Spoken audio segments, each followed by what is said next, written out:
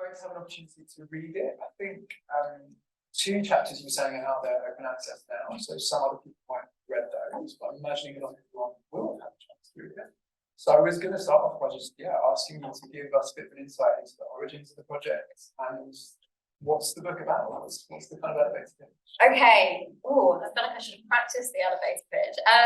So this book started its life as my PhD project, which began 10 years ago and finished 6 years ago. And so basically, I was really interested in, when I sort of discovered posthumanism, I was really interested in how different ideas around subjectivity and selfhood and identity and how we express ourselves can be sort of performed through video games.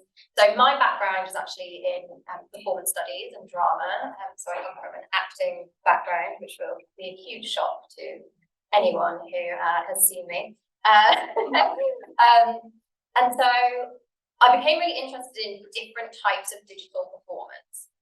And so the kind of PhD grew from that in terms of thinking about how do we perform in different spaces, in different digital environments. And then, as I say, thinking about that in terms of posthumanism, I started to think about, well, what does that actually mean for our conception of self?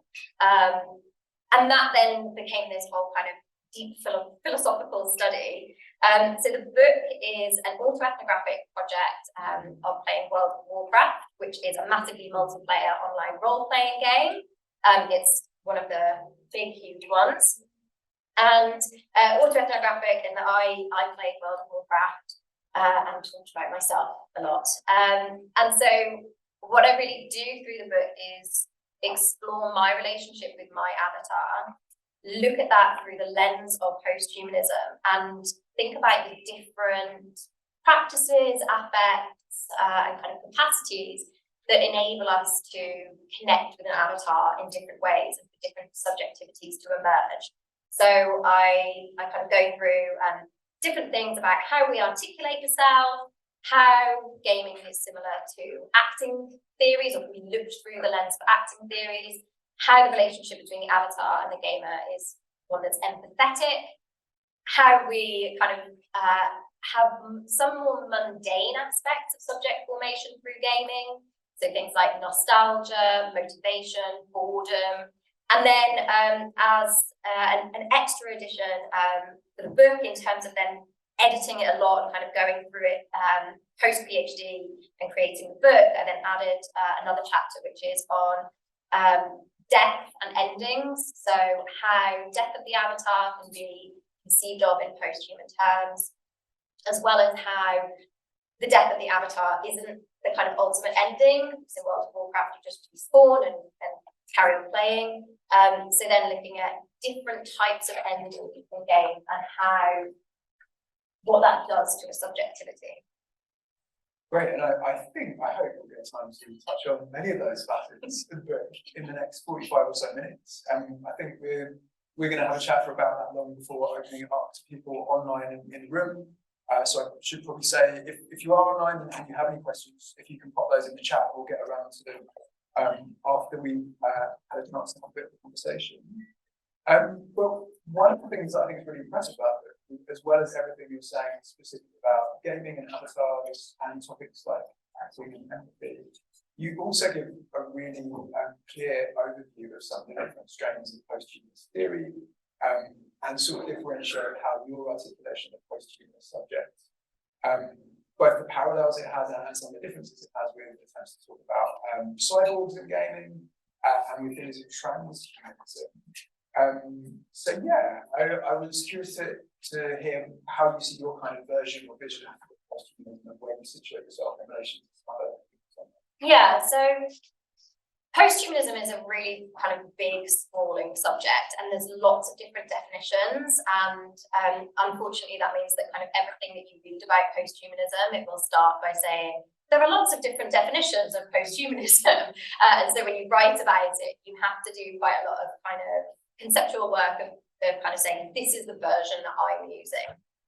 So the version of posthumanism that I use and that I draw on is critical posthumanism. And that, I'm going to do like my quick rundown of what posthumanism is.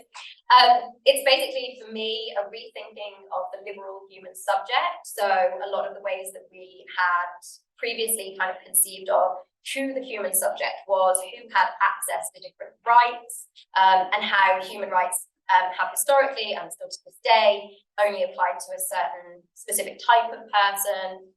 White, male, heterosexual, cisgender, middle to upper class, educated, landowning, able-bodied, etc., etc. And so there's a critique of in critical posthumanism of that, of what we actually mean by the human. There's also a move away from humanism as a kind of from a philosophical perspective, as looking at humans as the center of the worldview that we have, so very anthropocentric claims. And also this idea that the human is this kind of very bounded, stable self who has control over everything that they do.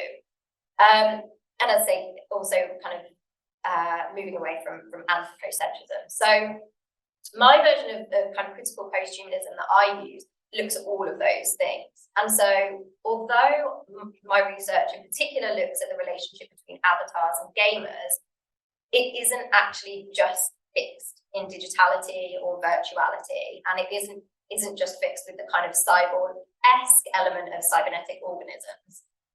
So, for me, drawing on posthumanism is not just about kind of looking at the disruption between self and other, but looking at the wider complications of what that does philosophically to our sense of power and authority and agency. So a lot of the work that kind of comes out of the cyborg, as I say, can sometimes be kind of more into just looking at the relationship between human and machine. Transhumanism I see as being very much in opposition to critical posthumanism, because transhumanism is about transcending the human body, so overcoming the kind of the meat body, as people say, and the kind of ideas of uploading the mind to the computer. Critical posthumanism isn't about that. Even when you're looking at relationships with digital others, it's about how those things are already enmeshed and entangled, and that different subjectivities arise out of that. But transhumanism can often fall back into very humanist understandings of sort of self and other being very separate, mind and body being very separate. And so we see that within Cartesian dualism, for example, that idea of the mind being kind of privileged over the body. That can actually be echoed in transhumanism with this idea that you can upload yourself to a computer. Whereas critical posthumanism also, for me, comes from a very kind of feminist and new materialist background, and so very much draws back into the picture embodiment and affect. I think a remarkably clear account of, the ways, as you say, quite kind of contested and complex theoretical terrain. And it is terrain, I guess, that other game studies are exploring, and you mentioned people like these episodes like Giddings. But I think this is one of the first, if not the first, sort of monographs to really, in a very sustained way, talk about posthumanism in gaming. And I guess I was interested in terms of posthumanist theory and how it becomes a writing practice. There's always that issue with a PhD and with the book of how you scope it, what gets left or out. But when you're working with these ideas of entanglement and relations that kind of ends nowhere eventually, does that enter into how you were thinking about the structure of the project, the scoping of the project, revisiting it for the book? How did that inform your approach to that? Yeah, so a lot of, as Rob says, like a lot of the way that this kind of critical posthumanism looks at is this disruption of the stable sense of self. And so a lot of what I write about is how the relationship between the avatar and gamer, again, disrupts this idea that I'm in control. You know, it's very much not that I'm in control of the avatar or I'm in control of the game. It's very much kind of looking at that in a multifaceted way where the agency is sort of distributed. So if you're using a theory which says, you know, we're not as separate as self and other might assume. And then you decide to do an autoethnographic project where you talk all about yourself. There's a definite tension there, and it's one which certainly when I was doing my PhD used to be the kind of conference question where you know someone's trying to catch you out, where they kind of go, aha, but have you thought about this? And it took a lot of theorizing, and so in the thesis, it's actually a 20,000 word chapter of me kind of exploring these kind of methodological complications. It's not as long as that in the book, don't worry. But that idea of kind of how we articulate the self, even though we acknowledge that the self is more entangled and is made up of other relations and interrelations and entanglements with other things, was kind of one that I had to, as you say, sort of balance carefully. And I do write as an I in the book, but the autoethnographic field notes sort of move between I, we, she, when I talk about the avatar, and it's in flux a lot of the time. But I talk about how when I use I'm using that in a posthuman way in terms of not actually using I to just mean like just me and then I operate in isolation. The I that is kind of embodied in those words is entangled and distributed and kind of engaged and related with a variety of others, including the avatar. And then the kind of way that you sort of have to sort of negotiate that, I suppose, the way that I negotiated that was I'm still trying to make sense of something in the ways and in the practices that we do understand. So some posthumanists might argue that it's not radical enough because it does still draw on certain humanist concepts, and I would totally understand that critique. But for me, I sort of made the decision to write it in that way, to think about how can we make a text that's still accessible and uses some of the narrative devices that we are familiar with, but problematizes them at the same time. And I think that's a really interesting dimension of the book, that you say, insofar as we're able to describe and imagine subjectivity, we're doing it from within a humanist epistemological framework, and even, as you're saying, at the micro level of the pronouns you're using, or the fact that you need a subject and object in a proper English sentence, it can be complex to do that. And I like how honest the book is about that. So in sort of very practical terms, concretely, the research process, the autoethnographic process, are you playing and stopping to take notes? Are you playing for a certain period of time and then taking notes? Are you using audio recording?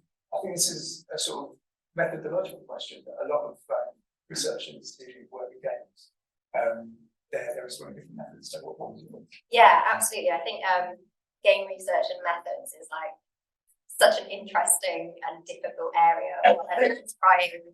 Trying to articulate same things in different languages a lot of the time. So what I did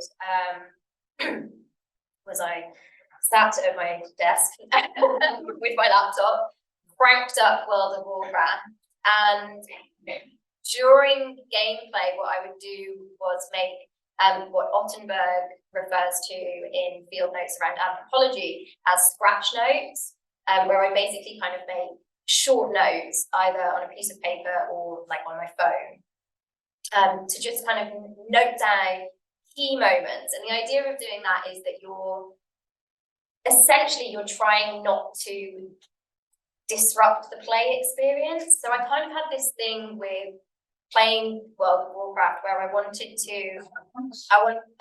play it as a player, whilst also obviously being a researcher.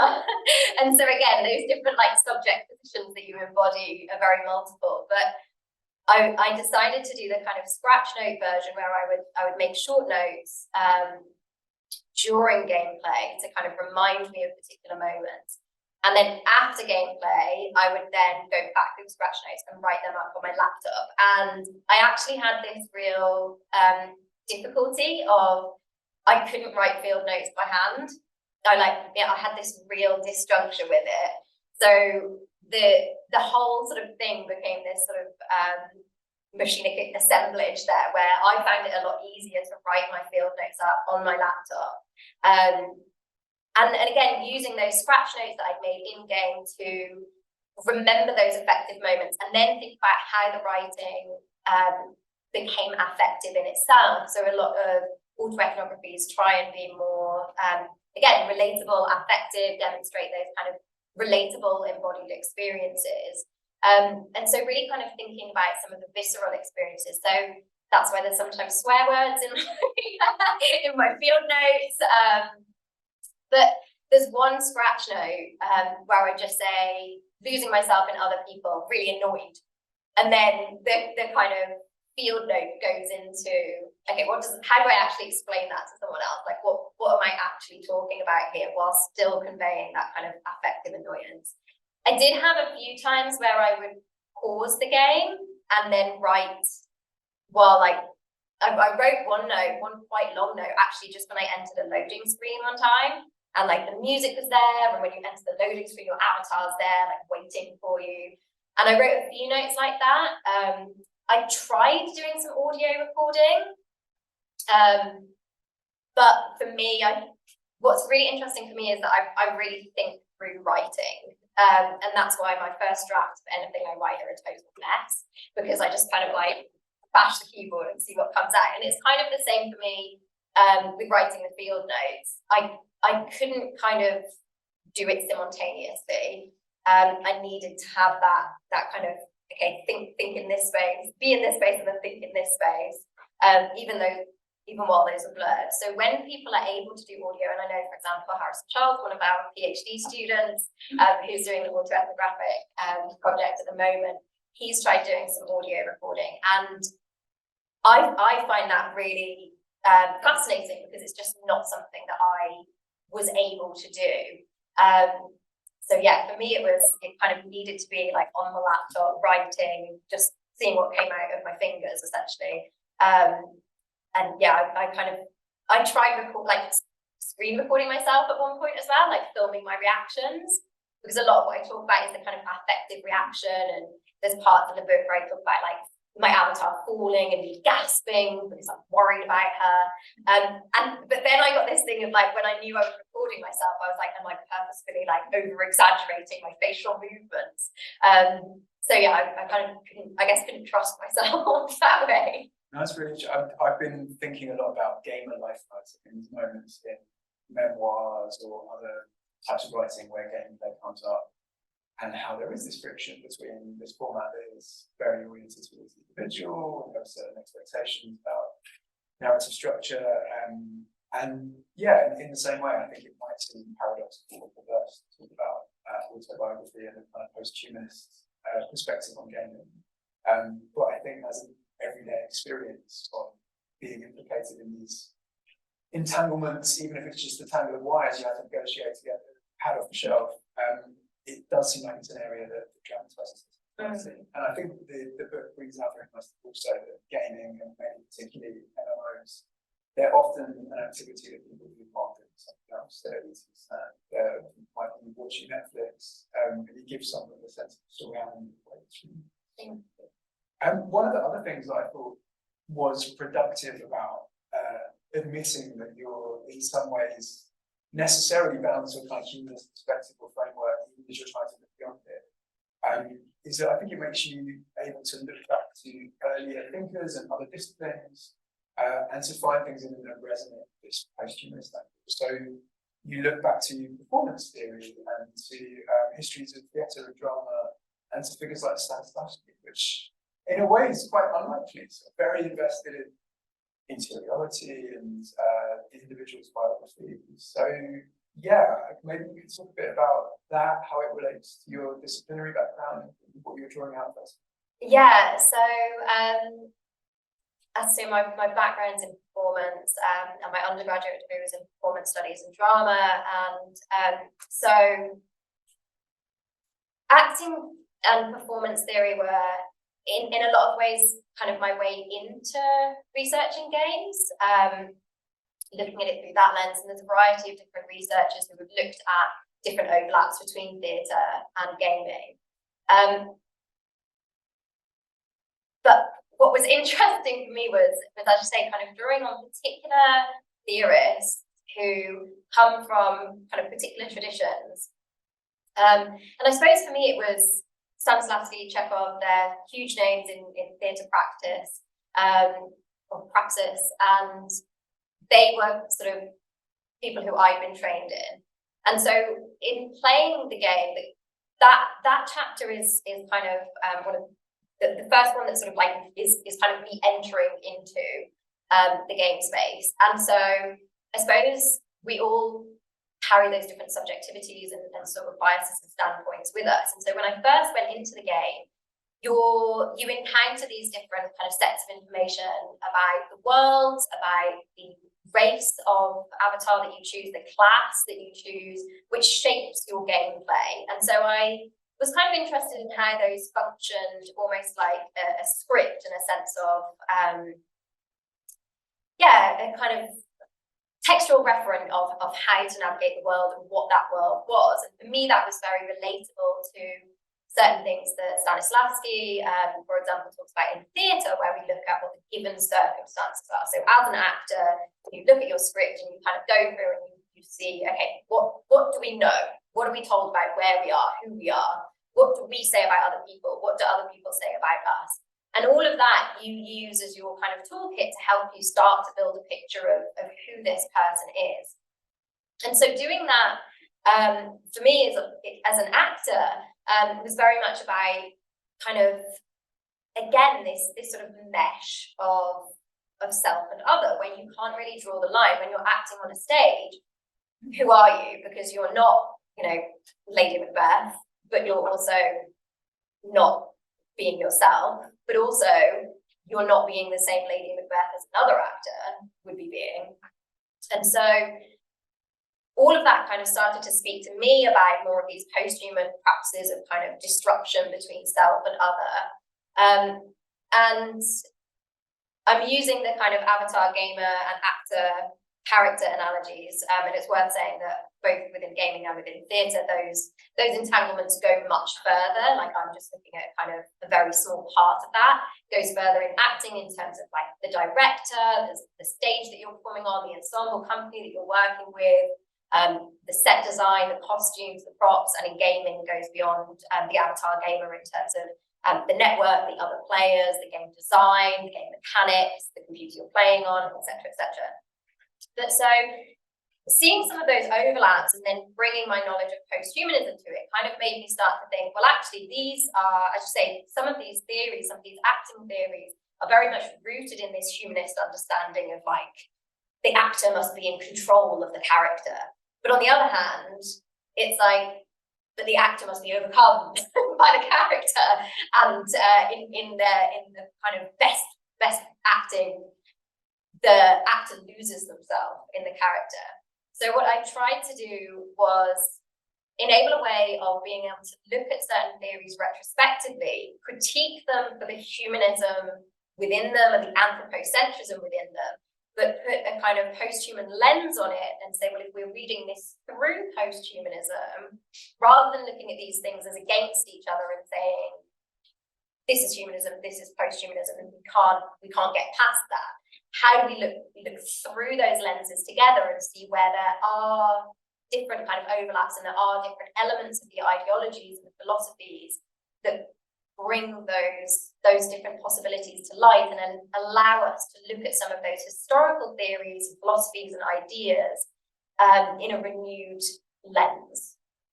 Yeah, and I think it's really exciting and thought-provoking when you do that. That something that's very much, insofar as anyone's out of control, it's because they've given over to forces that are mostly understood to be within themselves, within their psyches in those models. Often you kind of open it up to the exterior forces and the connections that go unacknowledged. And I think some of those continuities that you point to, that World of Warcraft is in one sense a platform that elicits or affords certain kinds of performance. It's a really persuasive kind of comparison to other theories of performance. You also play up some things that are quite novel about MMOs and about WoW, and things that are kind of more native to our era of networked neoliberal capitalism.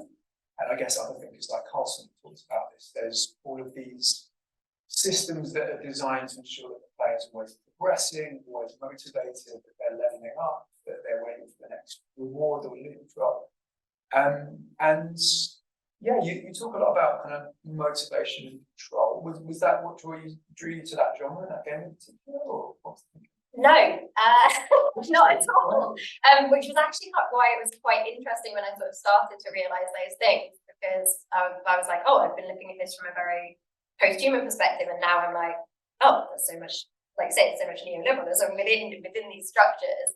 I think I hadn't played World of Warcraft before this research project. So that was one thing that drew me to it in terms of, as I say, it's a huge, massively multiplayer online role-playing game. Been going now for a long time. Over 15 years? 19 years. 19 years. Yeah, 19 years. So I'm glad someone knows. So I was looking for a kind of environment that was like stable, I suppose, from that perspective, that was popular, that I knew would kind of not crash out from underneath me. It's a fantasy role-playing game, and I guess, do you know what, I don't even think I thought about that at the time. Maybe I just was like, I love fantasy, so yeah, so I kind of grew up playing video games with my family, and so my kind of earliest memories of video games are me and my mum and dad, brother, clustered around a computer, all playing video games together and going through these kind of adventures together, which I think is actually really interesting from how then I approach gaming as this kind of multiplicity, because for me it always was that way. And then as I grew up, kind of played some kind of solo PlayStation games. Then me and my mum went through a phase of playing a lot of games together when I was a teenager, where I would kind of control us as the avatar, and we would like talk about, oh, where should we go? So I played some amazing video games, but like I say, I'd never played World of Warcraft, and I'd never actually played an MMO before doing this project. So I chose an MMO because I wanted to think about some of those other affordances of playing in a space where others are playing as well, and where there was some more, I suppose, more opportunities for inscribing, I'm not sure I like that word, bringing the self in other ways, where it wasn't perhaps just a kind of narrative game where you play in a linear format as a particular character in a kind of straightforward progression. So I wanted that open world experience. But then it gave me so much more. Well, and there is obviously quite a rich body of literature about it now. But Yeah. I think the right one is very good. Thank you. And yeah, I mean, another thing that I find really interesting about first-hand accounts of situated play is, as you say, things that might be notionally a single-player game might be things that people play together within a family or with friends or have it. Yeah, You start to see those. Because yeah, well, that's really interesting. One of the things that I thought was interesting about your selection on World of Warcraft and how you talk about the progression structure and some of those kinds of incentives and inducements is obviously thinking about capital H humanism. It's often identified with this idea of the liberal subject who's in control of themselves, who's rational, who's defined by autonomy. Under neoliberalism, a lot of that is retained, and we're all asked to be stewards of ourselves. But there's also an acknowledgement that we're not totally rational, and that in fact we can be nudged this way and that we might be predictably irrational, as I guess behavioural economists talk about it, and that they might be able to use our dopamine receptors to get us to play Candy Crush a lot. So I think like using the lens you did brings out that there are some kind of contradictions in this idea of the neoliberal subject. Using control, but it's also often appealed to on a kind of pre-conscious level, and it's this bundle of dopamine receptors and neurons. So what for you in terms of the kinds of critique that becomes possible with posthumanism? What came out there in your view, and how you think Warcraft expects people to play or encourages them to play? Because you talk about being a good gamer versus a bad game, or kind of skiving almost. Yeah. So I think yeah, this was the kind of good gamer and the sort of skiving element was something that I basically realised, you know, in all ethnographic stuff, obviously you're writing about yourself, your own experiences, and you're supposed to be, you know, kind of being very honest and all of this. But obviously you're also aware that you're writing it for a research project. And so you kind of, I suppose in a way, you end up almost self-censoring without really meaning to, just because you're thinking, oh, what will be interesting? Like, what can I do with that? And then I realized that actually there was a lot of stuff that I wasn't writing about, which was when I was like bored, or when I was like snacking, or when I was like flying somewhere on my winged strider across Azeroth whilst like Googling things on my phone.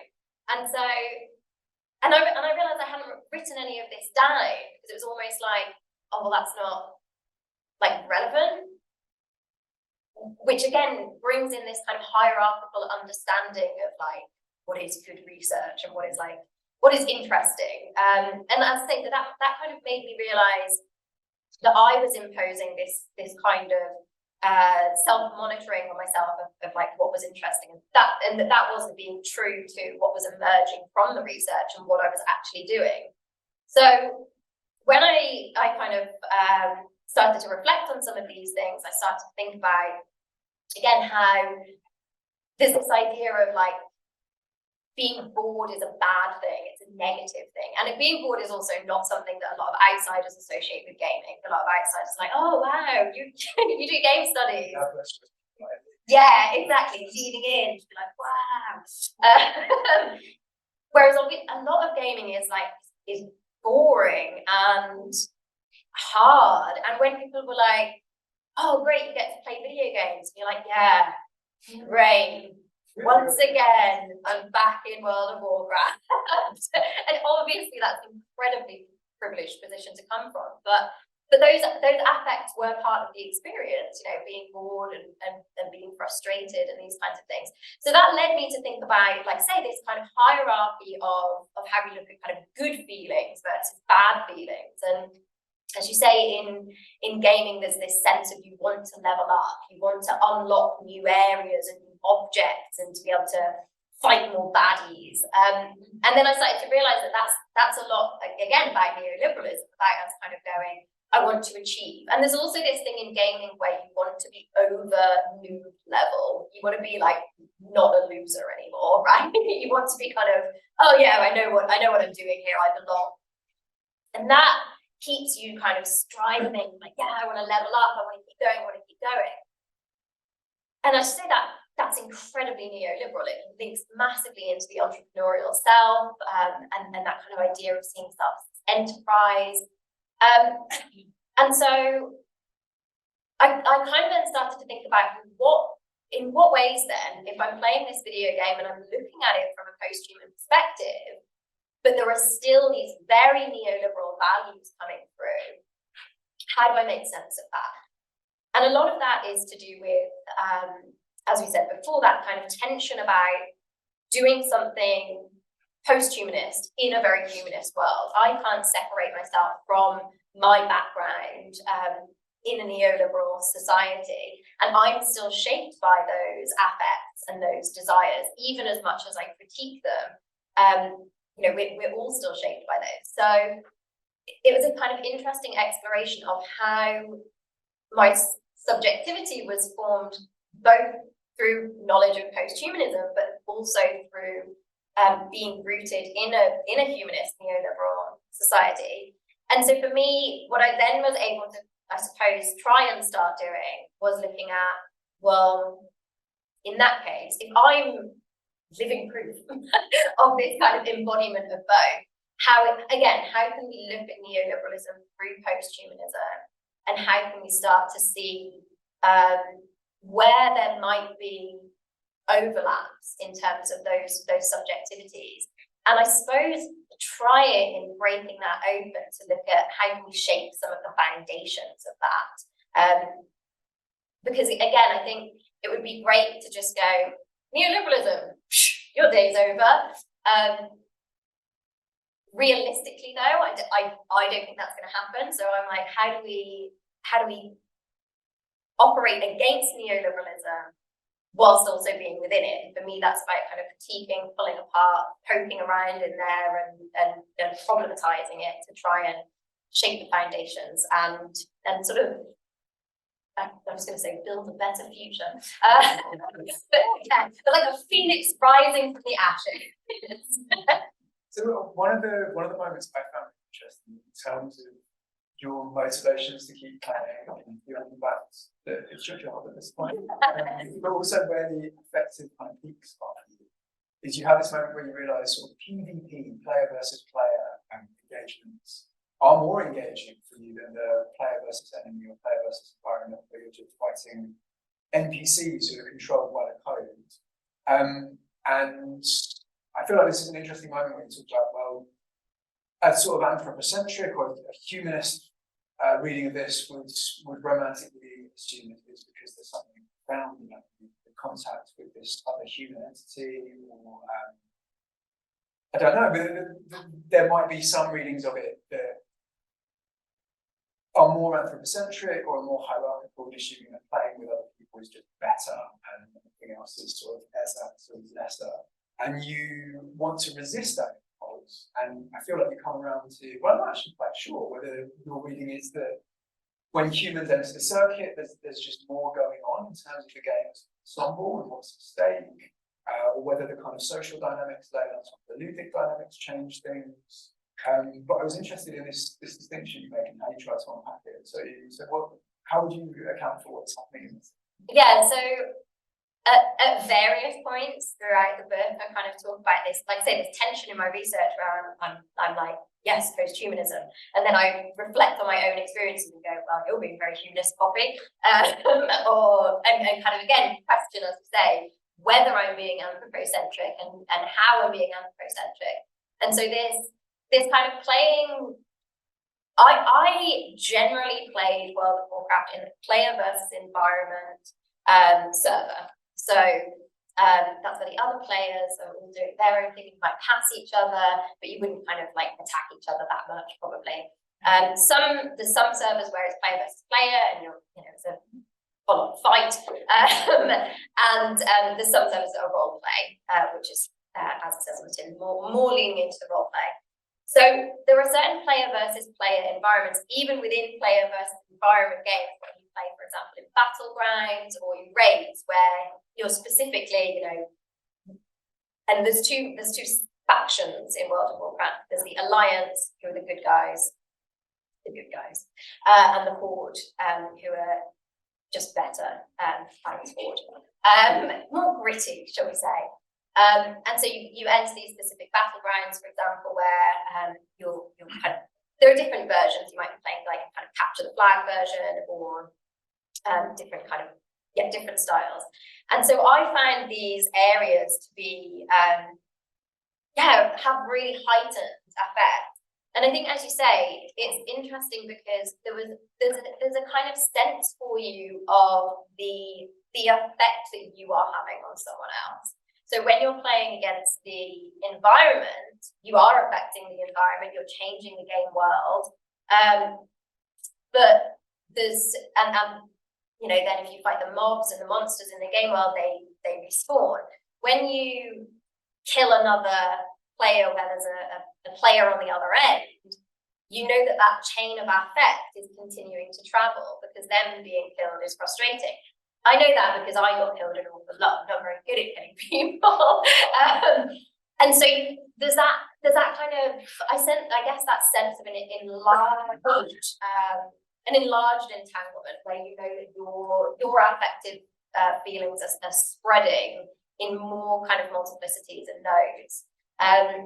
So yeah, it kind of, I still think there's tension there between me saying, well, why is that more effective? And I still think there's kind of more to be explored. I don't feel like I've kind of got at the answer of whether and how that's hierarchical and whether and how that's a problem. But yeah, I certainly was really bad at it, but really, really kind of went for it. And in some of your books, like written about single player games where there's a kind of pre-designed avatar, his position, you're assuming, has that kind of been an interesting point of contrast? What's emerged from thinking of those kind of games? Yeah, so as I say, in World of Warcraft, you kind of go in and you create your avatar, and they don't have a single narrative. So they come from a world, there's some lore about the race that you are playing as, and the environment that you come from. But it's not kind of shaping every different facet of it. Whereas, as you say, if you're playing a kind of a single player game with a kind of, what did you call it the other day, Harry, where it's an avatar that's already kind of pre-programmed? Prescribed, yeah. A prescribed avatar where it's already got a kind of, and it's maybe like a named character. So we'll go with Lara Croft, Tomb Raider. She's already got a prescribed character. She's got her own kind of history, and background and story there. And there's a very kind of linear progression through the game. So I've written about, for example, Beyond Good and Evil, which is a 2003 game, which again was one that I played with my mum as a teenager. Highly recommend, fantastic. Playing as Jade, who similarly to Lara, she has this kind of whole character. And Jade's just like the coolest avatar ever. Just still absolutely love and admire her, want to be her. But that was very different for me. And I don't think that, so people have kind of said to me before, do you think it's more post-human if you're playing in a kind of open world avatar creation kind of game like World of Warcraft versus this kind of prescribed avatar? And I don't think it's more post-human or less post-human, it's just a different assemblage. So when you're playing as Jade or as Lara Croft or as Duke Nukem, it's that what you're entangled with are other layers of kind of more the kind of scriptural stuff. You have more of an entanglement also with the voice actor. Because in World of Warcraft, and then I talk in the book at one point about how her voice really annoys me, the avatar. But in World of Warcraft, your avatars don't talk a lot. Whereas obviously if you're playing as a particular character, you might have cutscenes, for example. And so that, again, it changes that post-human subjectivity through the different things you're entangled with. Because as I say, as Jade, I sort of think, well, then I'm entangled with the voice actor. And so it's not that I think it's more or less post-human, but it's a different entanglement and it allows a different subjectivity to arise. Are there any games that you think kind of thematize or acknowledge that? Like with scenarios, their plots? What do you think? Yeah, I think there's a variety of games that kind of have that kind of breaking of the fourth wall, where they're kind of where the avatar will kind of go, I almost feel like someone's directing me around this space. And so there is a kind of meta level with that. You've also got things like the Stanley Parable, which again as a whole game have that kind of meta commentary. But I also like how certain games, so for example, I've written something on Control by Remedy Entertainment out next year, my chapter, not the game. And someone whose name I can't remember has written, so in Control, again, you play as a prescribed avatar of Jesse Faden, but Jessie has this other kind of paranormal entity, that's the word I'm looking for. She's entangled with this paranormal entity which sort of kind of lives inside her, which she calls Polaris. And someone has written a really interesting paper on out-immersive design and how Control does this kind of reflexive thing of showing you a character that's entangled with this other. And sometimes Jessie speaks to Polaris, but it's almost like she's talking to you. She says things like, is this what you wanted? And she's talking to Polaris, but she could be talking to you. So yeah, I think there's some really interesting games that kind of play with that whole meta questioning and bring us in different exciting ways. Because it sometimes seems, in terms of sort of player practice, but also the kind of analysis we're doing, lots of people who love World of Warcraft kind of hate Blizzard and do things almost despite. Yeah. Yeah. Absolutely, and there's great reason to hate Blizzard as well. And unsurprisingly, you know, they have a very toxic, well, unsurprisingly, but still awfully, they have some very toxic work conditions, and again, have had various kind of issues around their gendered workforce.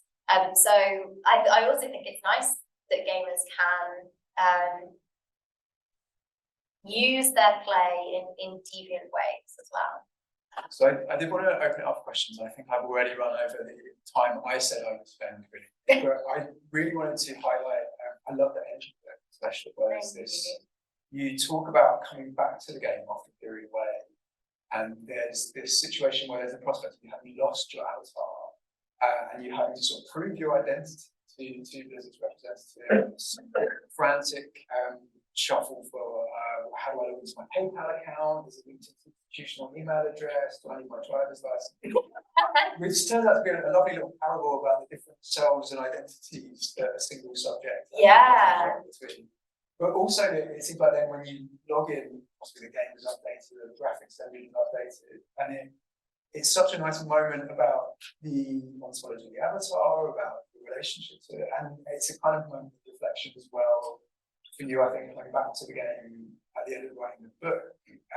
So now coming back to the book, having written that and set it off some time ago, has that relationship continued? Have things taken a different shape in your memory?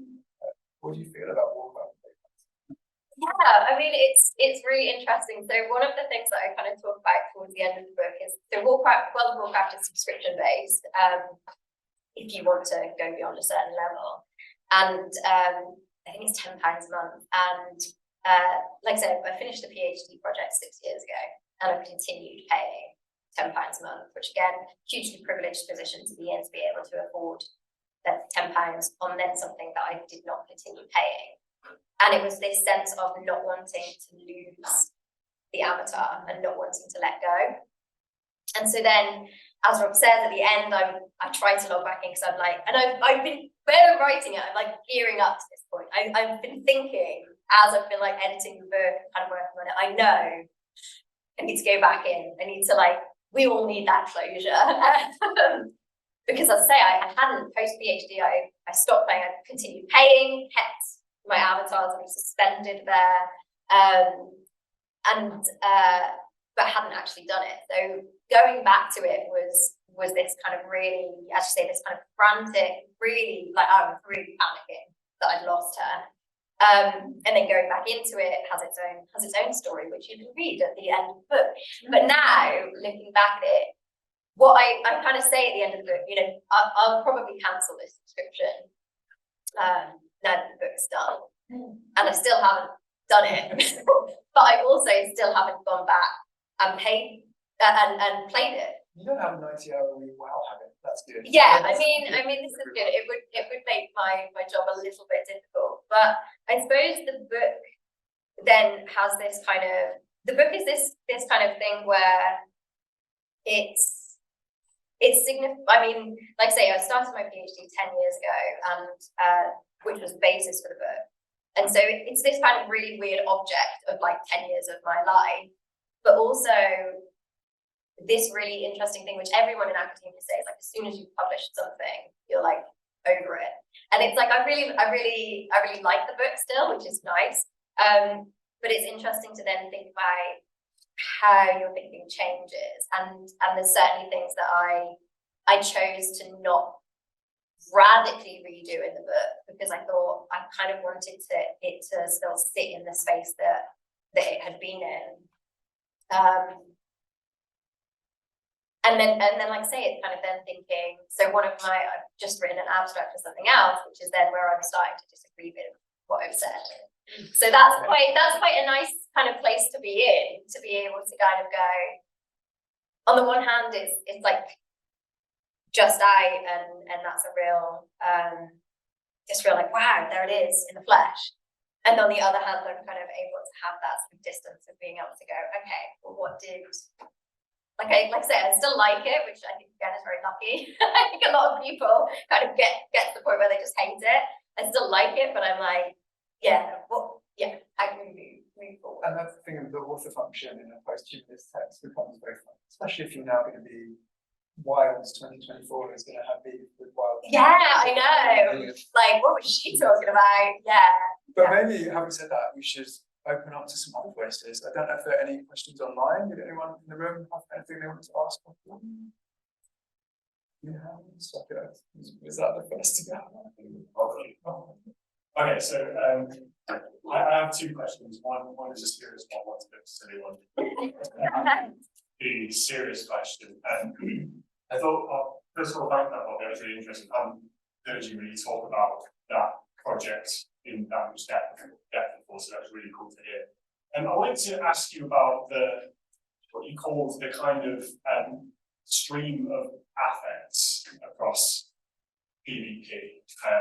So like player versus player environment. And I was wondering if there was any specific relationship between that stream and certain classes or certain play styles or ways that players like to play. Because from my point of view, when I played this game, I played as a rogue, and they just kind of stomp people and then kill them. And I was very, very unpopular and kicked out for doing that. But I was wondering if there were kind of it's fine while you were playing, but there were those different sort of effective chains with. Yeah, definitely. Well, the book is all about my relationship with the team, who is a blood elf hunter. So she's a ranged attacker. So she's shooting a bow. And so I guess there's that kind of thing with like a ranged attacker where you sort of like you run in, but then you can't get too close. So you're trying to like get to the right range. And then there's that whole, for me, there's that whole affective connotation of someone with a bow. And again, I talk about that in the book, that like choosing someone with a bow, I'm also like thinking Katniss Everdeen in Hunger Games and like imagining myself as this super cool person. And so with that, there was this kind of element of like the rushing in. So when you're in these kind of environments where the players are coming together, there is that immense rush where everyone's like pushing, like the same as when you're playing Mario Kart or something. Like everyone's like already ready to run before the race has started. But I did die a lot, and I never played as a healer. But I wondered whether that would have had the same sense of satisfaction for me. I kind of thought, I think I want to be hurting people, and it was that kind of like go get them kind of thing. But one thing that's really interesting, so this is Will McEwen, one of our lecturers here, and Will has, Will and I have talked about where we're working on some stuff on Dying Light, for example, at the moment, a zombie video game. And what's very interesting as well is that in kind of more narrative and single player games, I play on story mode, right? I'm very much like, I want the nice, easy version. And Will loves playing on like Nightmare and the really hard modes. So I think that's also really interesting in terms of how different affects travel through different difficulties as well, and kind of what we're kind of getting from that. So yeah. Yeah, definitely. And just quick silly question, and this might be, I'll get it over, might be a waste of time, but you spoke about neoliberalism and resisting those like urges within the game. Did you address you might have to explain this to people who aren't going to know, but did you ever address the Leroy Jenkins video and that as like a neoliberal like rebellion kind of piece of content? No. I just thought that spoke to that tension. Yeah. That tension in the game, you know, how it could be seen as a resistance to those neoliberal aspects. Yeah, I mean, I think there are a variety of different interesting resistances. But I think one of the things that I really liked as a kind of resistance gaming style is, and this is the World of Warcraft reader, someone talks about deviant strategies. And basically, World of Warcraft, you have the two different factions, instead the Alliance and the Horde, and then they created this new race, which was the Pandaren. And the Pandaren could be neutral, but at a certain level, you would have to choose through certain tasks that you did. But there was this one player who leveled up to like level 100 just by picking flowers. So they never had to choose. And then this moment was like loads of players congregated around this player at the time to celebrate them getting to level 100 without having to choose a faction, just because they were just picking flowers. So I love those deviant strategies that we kind of see with it. Yeah, thank you. So there was a question there, and I think one here, and a couple in the chat as well. He's more into the chat version. We've got a few in the chat, so I'll just take the first one. So this comes from Jack Warren, and there are two kind of questions here really. Firstly, did you ever role play in WoW, and if so, did that alter or augment the subjectivities of play at all? And the second question is, why WoW specifically now? Did its stability, age, past its primeness add or change anything to the gameplay? Oh, great questions. I didn't ever do role play in the game, but part of that was because in a role play server. So part of that was because I personally found it very disruptive that when you're communicating with other players in World of Warcraft, you're writing in the chat box, and when you're writing in the chat box, you can't be moving around as your avatar, or it's very difficult to do both. And so for me, there was a real disjuncture there where I kind of felt like I couldn't kind of occupy both spaces at once. I found it very. I mean, maybe this just speaks to me being not liking people or something, but I didn't really like engaging in chat. I was writing this. I'm like, yeah, I can't talk to you guys. I'm busy over here. So I didn't engage in role play. So I think with World of Warcraft, it's one of those things where the way that I like to think of it is the book could be about any other game. Like say, I guess more so an open world one. WoW, as I say, enabled this kind of stable space for me to explore those within this kind of world where it did have lore, it did have different races and kind of ideas within it, and like factions and sort of, good versus evil.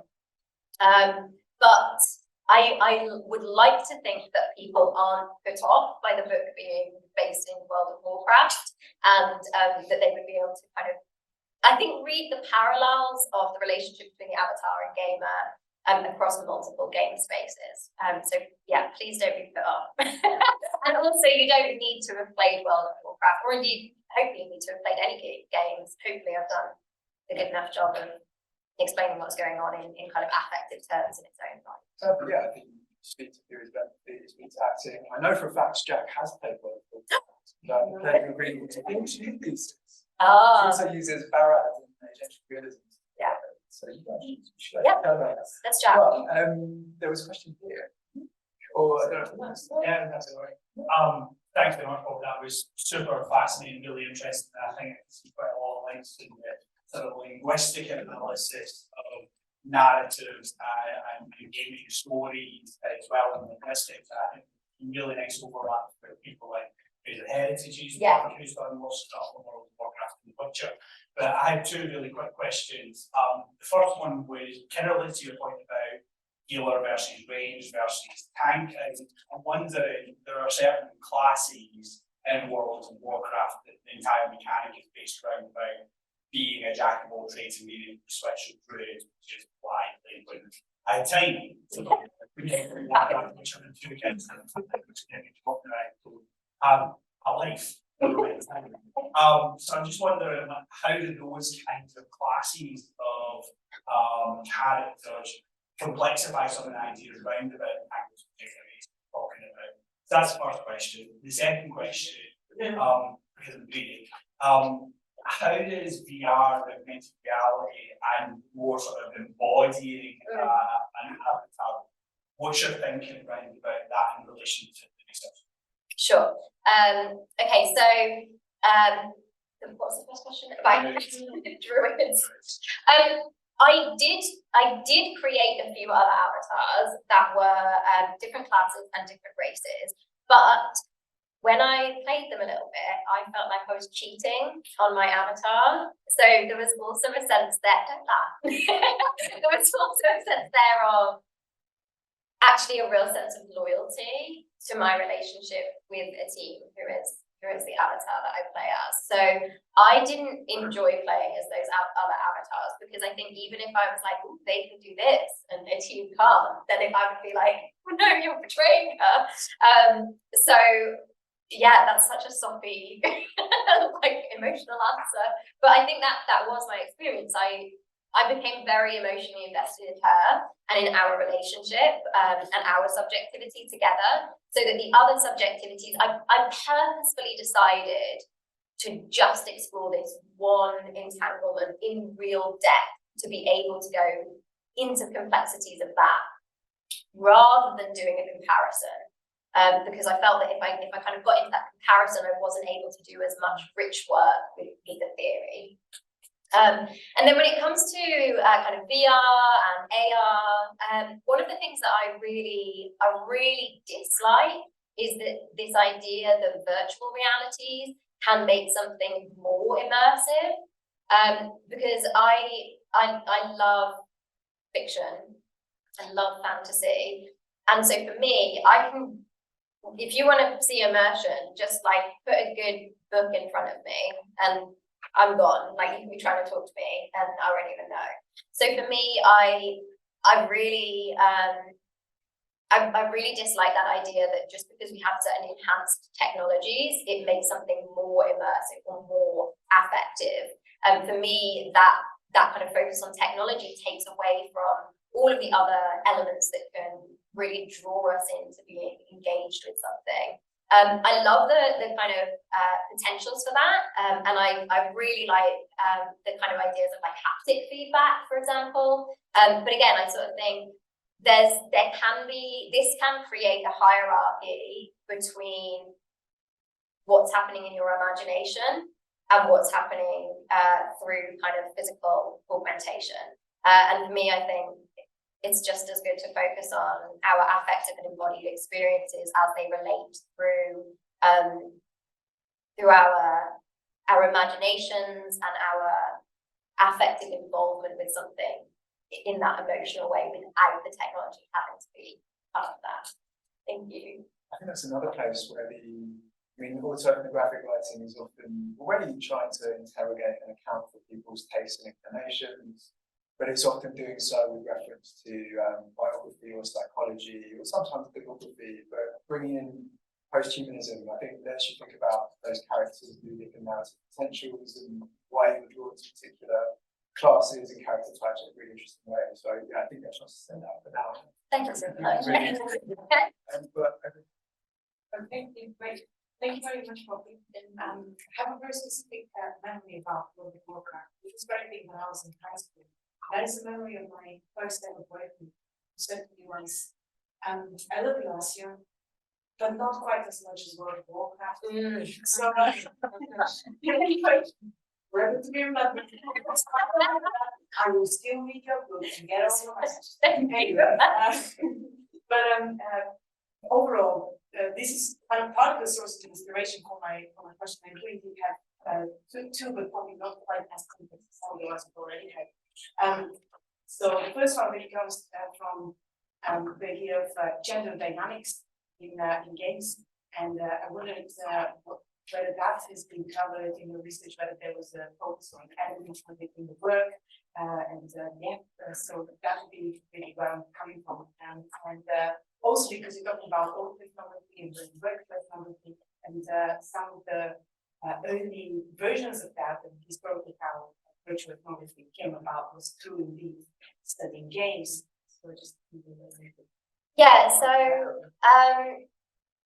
there's some really, like I said, there's some really kind of interesting parts in the book where I talk about my avatar selection. And what was quite interesting for me going back to the field notes and going back to the work for the book was, again, thinking about some of the things that I didn't say. So I never wrote about like the fact that I chose a female avatar. And in World of Warcraft, it's still very much female or male. Different, certain kind of, there's some amazing work around gender and sexuality in World of Warcraft and how different players kind of overcome some of the gender normativity there. So for example, again, I can't quite remember who writes about it. Some of Jenny Sunden's work talks about this, about kind of queer play and playing as I think she plays as a troll woman, and how the troll is, it doesn't have like a skinny waist and big boobs and wide hips, and so certain people kind of write about that and how certain people will choose avatars outside of maybe kind of normative gender presentations, but the avatars are still, you choose, which is like, and I say it, but like you can choose between 13 different races, like fictional races. You can be a warg where you like turn into a wolf, but you can't be non-binary, and so it's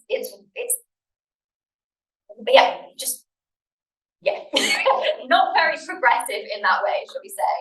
But that was something that was really interesting about how I chose to have a female avatar and didn't even write a note about that, didn't even think about that.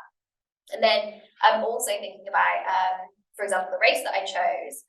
When I chose, and I play as a blood elf, as I say, and so a team has blonde hair, she's got green glowing eyes and very pale skin. And World of Warcraft now have made the race that you play as, such as a blood elf. Now blood elves can have different skin tones, but at the time that I chose my avatar, a blood elf was pale skinned.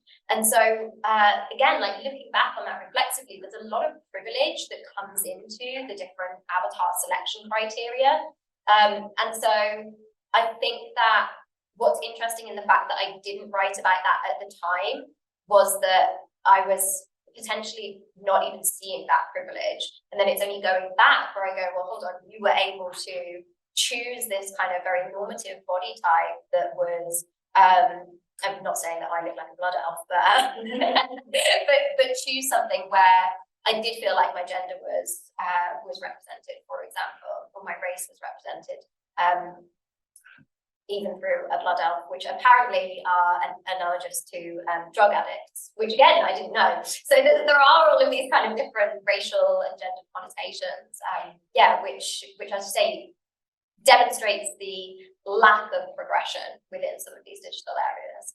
You mentioned voice as well as part of that. Yeah, so I don't like the team's voice because usually because she like tells me off, and so I had this whole thing where like when she would say something, I'd be like, "Who the hell are you?" Because it didn't feel like it didn't feel like my voice, but it also didn't feel like her voice to me either. And it really felt disruptive to this kind of relationship that we had, which, as I say, is different to other games that I've played where I've really loved the voice actors and they are a real part of your sense of the subjectivity. But yeah, there was something about a team talking where I was like, you're not, who are you? You're like alien in this, which again is very interesting in terms of how you're thinking about this from this very post-human perspective, and you're going, yeah, I'm really entangled in this, and then you're like, whoa, I don't want to be entangled with you. So again, how those kind of different hierarchies, I suppose, come into play. Yeah, thank you.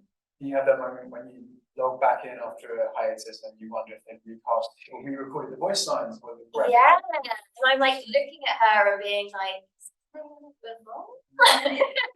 So I worry that we've been neglecting the chat. Should we try and take a couple of questions? We've got a couple in the chat. So the first comes from Anna Wilde. That's So how much does posthumanism need the digital in a more general sense? Would it exist in the same way if the internet, digital, etc. didn't exist? Yeah, so great question, man.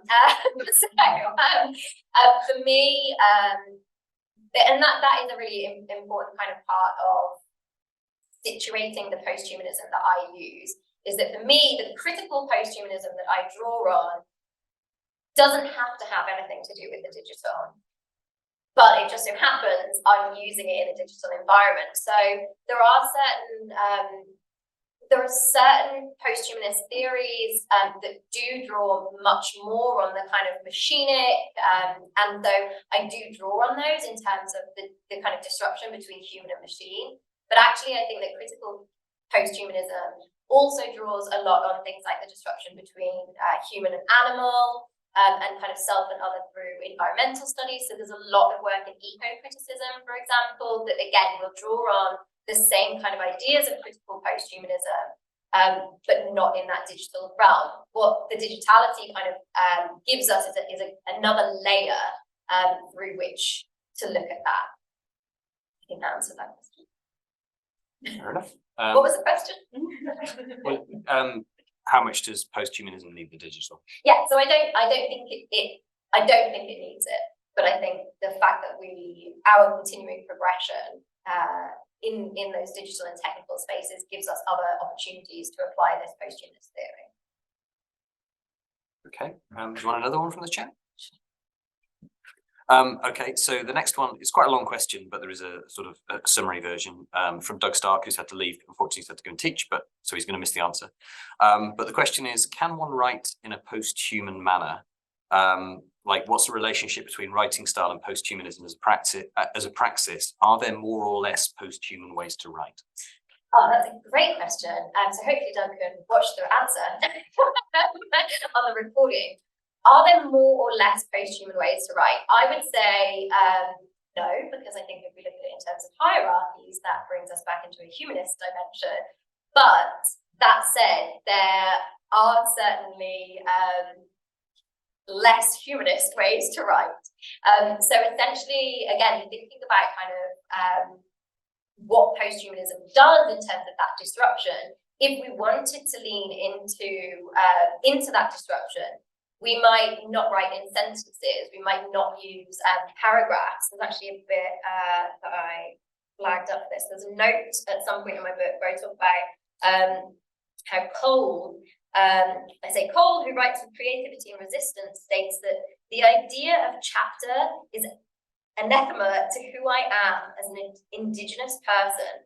It implies Western order and format as the legitimate shapers of discourse. The presumption being that the universe is ordered into rationally constructed geometries. And I add, whilst I am Western myself, it's important to note the imposition of format here and how it is entangled with humanist histories and hierarchies of knowledge. So I think that there certainly are many ways of doing post-humanist writing that, again, disrupts, so many ways of doing post-humanist writing that can disrupt humanist structures and hierarchies in more radical ways.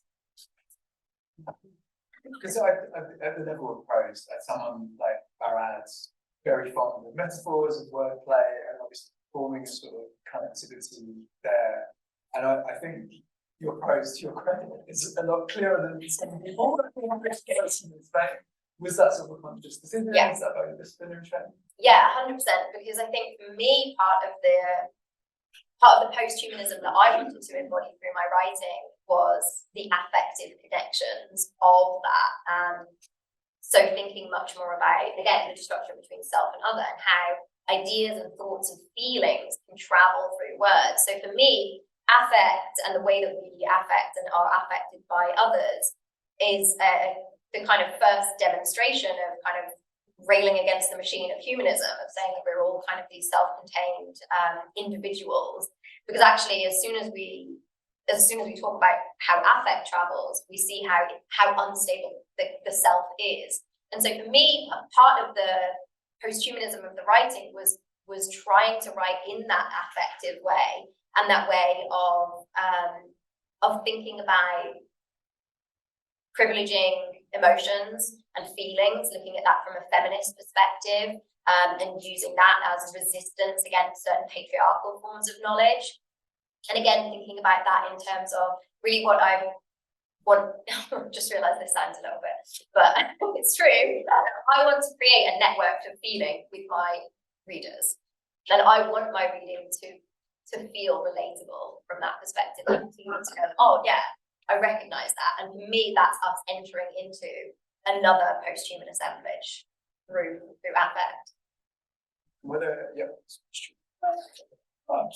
Sure, it's going to be mom turning up to your book, which you're asking all the questions. But she's doing her PhD. Yeah, I know, so she's getting in there. Yeah, I wonder how, I was really interested in that. I wonder how much your method might have been transformed and you had access to, or being a Twitch streamer, for Yeah, example, and whether that might have added a layer of performance Yeah. element, because that is performing, playing, and whether that would have been right or wrong to reject it on that basis, because if it's performance is part of playing. yeah, Because Yeah. it seems to me like we're trying to capture some the emotions one would have in private as one played a game, try to authentically capture them. Maybe that's not the point, given gaming is turning into performance in its own sense. yeah. I mean, there's so much to say there, Dave. Is it really a question of one? Spare ourselves from such hierarchical thinking. So for me, there definitely was again that kind of the different multiple layers of affect and how I mean, what I always say to my students is like we're all performing someone all of the time, and so it just sort of felt to me that what I was trying, because I was really trying in this research project to focus on the avatar and the gamer, and that's a very superficial cut in this idea of posthuman subjectivity. And I would completely understand someone who was like, well, that's not posthuman enough because you're only looking at the avatar and the gamer. But I made that decision, as I said, to kind of be able to go into enough depth there. And so for me, I sort of felt if I were performing that, it would have added another layer of the subjectivity, which would have added a lot of complexity, but maybe it would have been a very different research project. A very interesting one, I'm sure, but equally I'm very glad I didn't do that. Because for me it was being able to kind of dig down into this specificity of this relationship, enabled me to explore, like say, some of the different ways in which that posthuman subjectivity arose through avatar and gamer. Still with so much other social engagement, and so many other factors. But yeah, there always has to be that cut in the research of how you boundary off your work. And I think, as you say, that would have been a very interesting way of doing it. But I'm glad I didn't. Thank you. Yeah. This is a me question rather than a chat question. So you talked about class, obviously, and we've heard about druids and rogues. The hunter is a specific kind of class, right? Because it's a pet class. It's a what? A pet class. What do you mean? Oh, because it's got pets. Because you have pets. Yes. So I wondered, given you're thinking about the relationship with the avatar, does that extend to a relationship with the pets? And so does this mean that the hunter specifically gives you a particular experience that other classes don't? The research project would have been completely different, and the autoethnography and the data would have been completely different if I'd have played as a different class. Absolutely. And I would say I'll do that research project, but I won't. I'll do other things. But undoubtedly, the subjectivity would have been different, and I think the affects would have been different. The pet was quite interesting because so as Nick says, it's a pet class in that you have pets, and so I had this dragon hawk, which is this kind of, I don't even know how to like describe it. It's like a mix between a dragon and a hawk, I guess.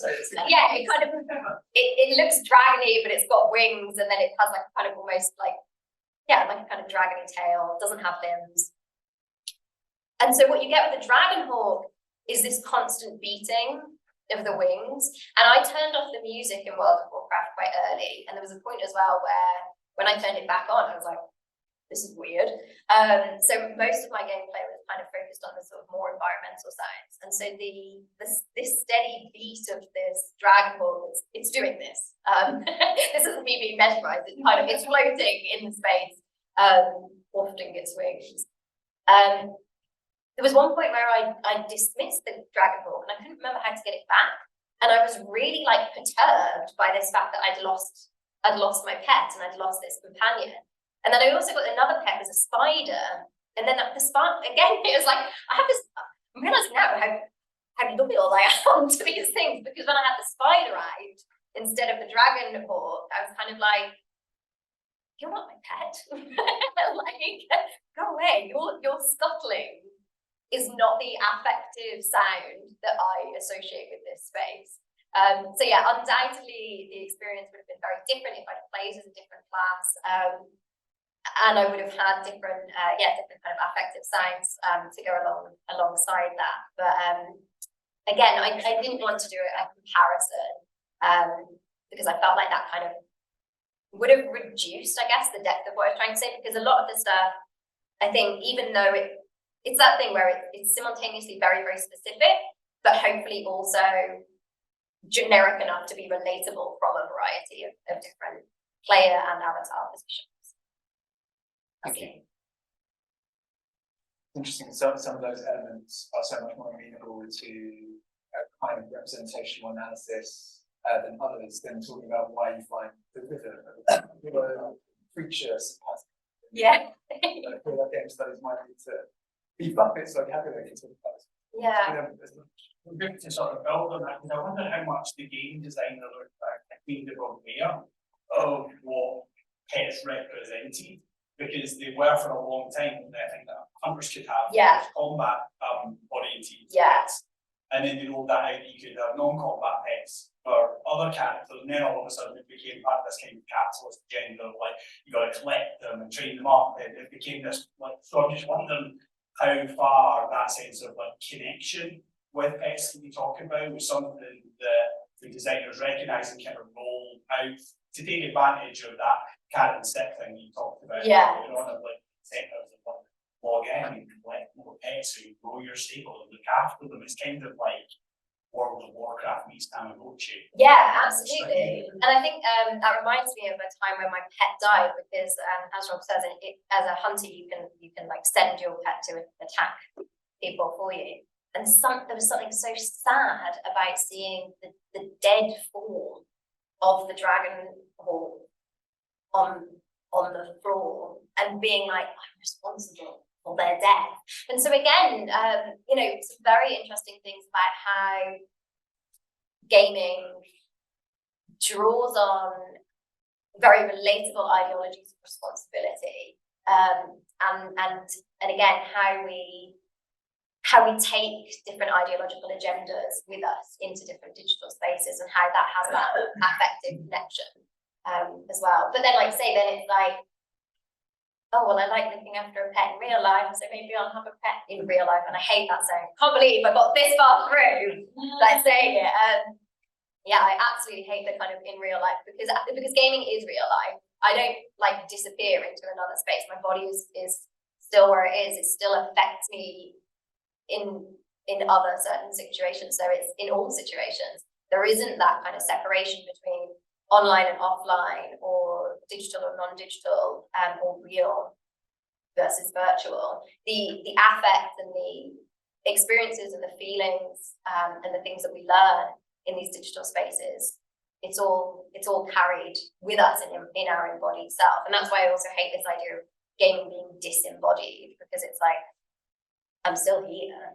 Like, it's just dispersed in different ways through different assemblages. Yeah, I think it speaks to that thing you said about, why it's a really fruitful site for thinking about post-human entanglements, because of the novelty of it, the fact that you're obviously acting via an interface, and that you're part of the system and part of your own software that's enabling you to act within that and be acted upon. But that can give the sense that it's only something about digital technology. Right? Yeah. Yeah. But with I'm going to ask you a bit of well, technically two-ish. I love how I'm getting like the double whammy of questions. The first one is a slightly, I don't want to use this language, it's an annoying one for ethnographers, and you'll know why. Oh, okay. But I'm asking you quite purposely. Okay. Would you mind, I respect this might also be answered in your book and I'm only partway through, so I'm sorry. Can you sort of, I guess, talk about wow, can I get my words out today? Yeah, can you talk about basically, why is it autoethnographic and not close reading? Is it actually to do with highlighting those entanglements that you have? And in relation to that, how this, I'm wondering about like the temporality of it and about the effective shifts you've gone through from researching autoethnographically and not doing a close reading. Yeah. To then leaving that space and actually coming back to this humanist position of the researcher. Well, I would say the position of the researcher isn't humanist, because the researcher themselves is, in my opinion, very much a post-human assemblage of all of the things that have crafted us into what shapes our ideas, the research we've encountered, how, you know, if we think about it in terms of the books that you've read and the books that you haven't read, your life would be different if you read different books, essentially. And so for me, that demonstrates that you're, again, that kind of, we are always post-human, because we are always changed, shaped, affected, and entangled with the things that we encounter and the things that we don't. So for me, the researcher is a post-human subject in themselves, but you're right, there are these kind of multifaceted subjectivities that you go through between, like, you know, okay, well, now I'm gamer Poppy and now I'm researcher Poppy, and those things do simultaneously coexist. But when you're doing that research project, you do sort of feel like you're in flux between those different positions. And that's really interesting when you're trying to write autoethnographic field notes about the game, but the part of you that knows all of the books that you've read doesn't disappear. So my field notes have this thing sometimes where they would just move straight into analysis, because trying to kind of go, oh, well, this is an in-game moment and this is an analysis moment, weren't smoothly separated. So some field notes do just kind of slip into those kind of shifting positions.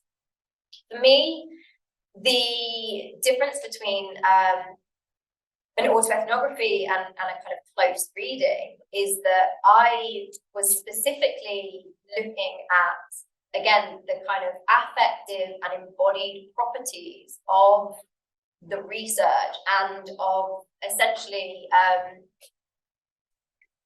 the self as a valid form of data collection. Because I would say, you know, when we think about interviewing someone, you wouldn't take one interview and go, oh, well, that person doesn't count because they're one person. If anything, if you interviewed, you know, 5 people and 4 of them agreed about something, you might talk more about the one who disagreed, because you'd be saying, well, that's really interesting. Where are those kind of tensions coming from? And so the autoethnographic element was very much about being able to use the self as a tool in the research, which in itself is post-human, in that it disrupts that sense of self and other, subject and object, and looks at the self as an object and as a tool, and kind of disrupts those sort of anthropocentric hierarchies in those ways. Yeah. So I also was coming at this from the kind of position of reflexivity, of having worked, as I say, in performance studies, and about seeing the self as this kind of, you know, you mine the self in theatre and in performance. So you're kind of always looking at yourself in a, I guess, slightly utilitarian point of view of like, what can I get out of myself here? Which again is potentially both very exploitative and very neoliberal, and very much linked to that kind of enterprising self, but is also very much linked to emotion and affectivity. And so there's also a very feminist perspective there, as I said before, about the kind of deconstruction of patriarchal knowledge. And so for me to call it a close reading, I sort of think, well, why would I do that? The only reason I would call it a close reading was if I was worried about people who have a problem with it being called autoethnography, and worried about people who have a problem with autoethnography. If you have a problem with autoethnography, that's fine. I don't. Like, autoethnography is a valid research instrument and research method, whether you think so or not. So that's a point that I'm always going to be happy to argue, because if we don't see our own insights and our own experiences as valuable, then I think that's really sad. So it's not just a matter of you can't do your due diligence within an MMO because you have to play every class for hundreds of hours. You would feel the same in a text that's more kind of holistic and that is less dynamic, and you'd still feel like you need to situate the researcher as subjects and as some of all their experiences and connections. Yeah, absolutely.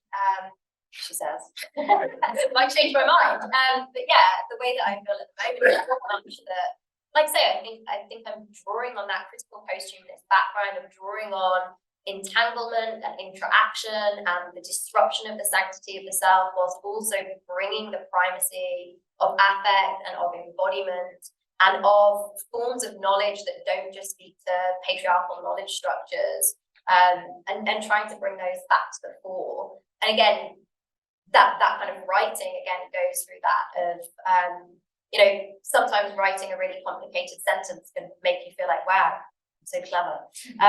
But actually, I think it's more impressive to be able to write a sentence that someone can really relate to, and that means your research can travel in that way. And I'm not saying that I can do that.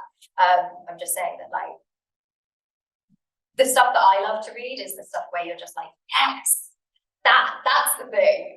So I guess that's what I strive for. I'll say that for you. It is like, it does a very good job of capturing like the visceral experience as well as reflecting on that. But which might be a nice place to end.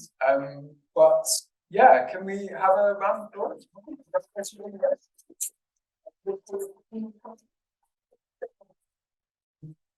Thank you all for coming. Thank you for those online, and also thank you so much to Rob for traveling here and having this conversation. That's fine.